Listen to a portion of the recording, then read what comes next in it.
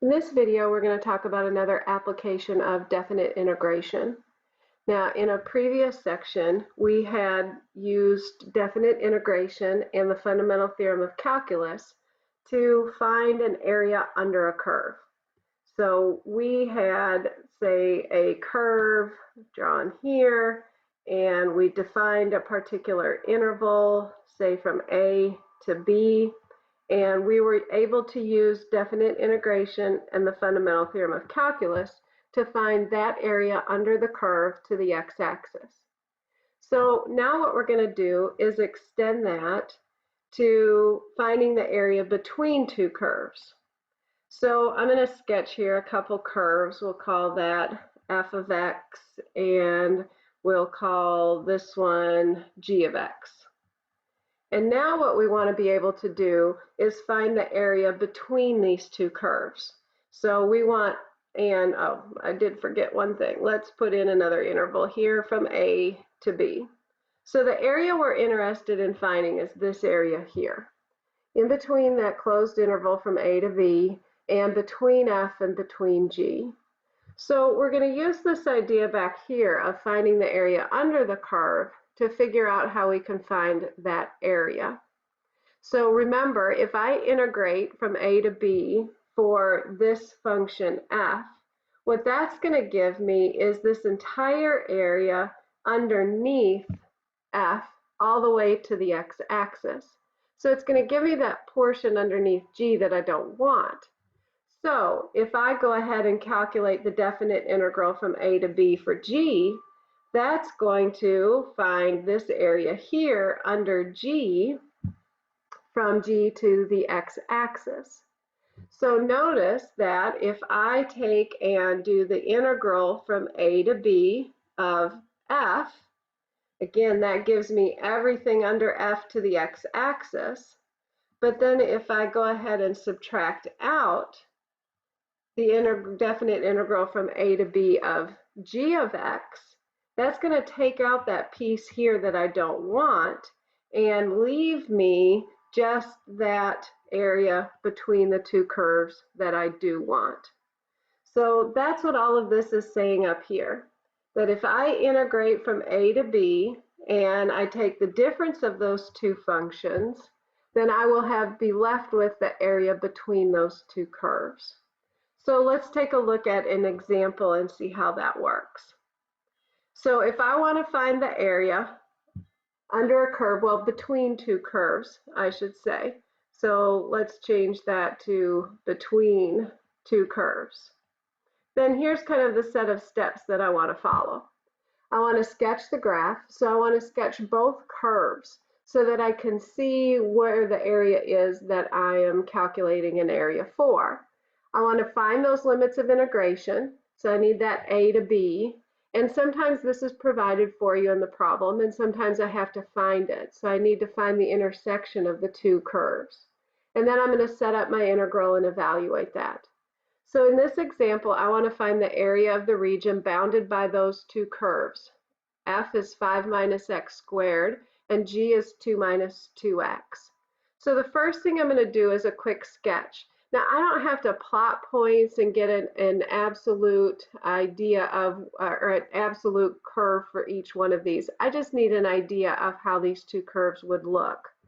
So I know that f is an upside down parabola. So it's a parabola that opens down. So I'm just going to sketch a parabola that opens down. And I know that this second curve is a line with a negative slope. So on top of that parabola, I'm just going to sketch a line with a negative slope.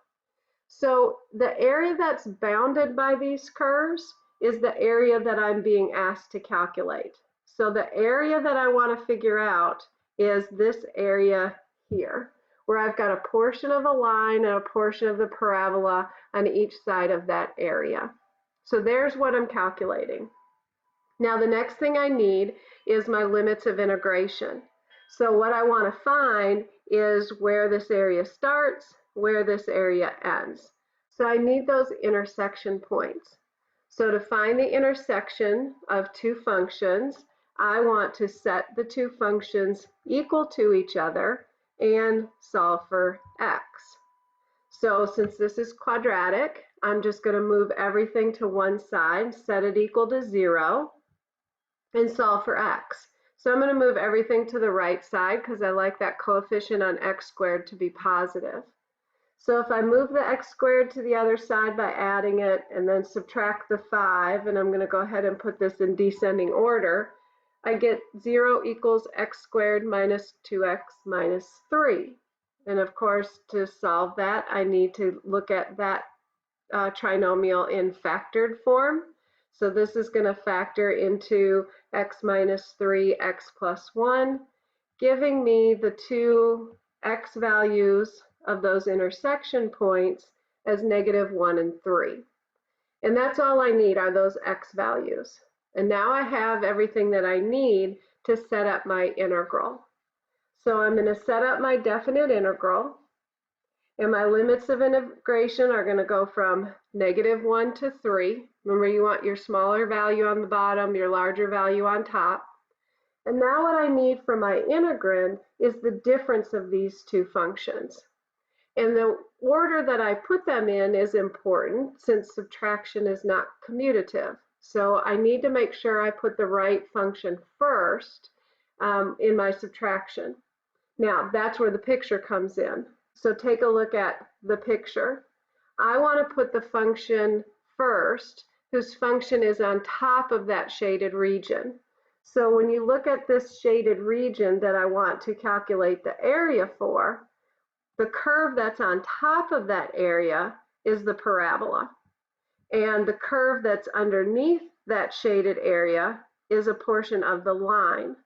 So that means that in my integrand here, I want to put my parabola first minus my line. So that's what I want my integrand to look like. And always make sure you put parentheses around your functions to begin with so that you don't forget to distribute that negative that's in the middle. So my next step is going to be to simplify that integrand.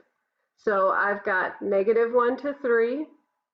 And if I combine all my like terms, and remember I want to take 5 minus x squared and I want to distribute this negative.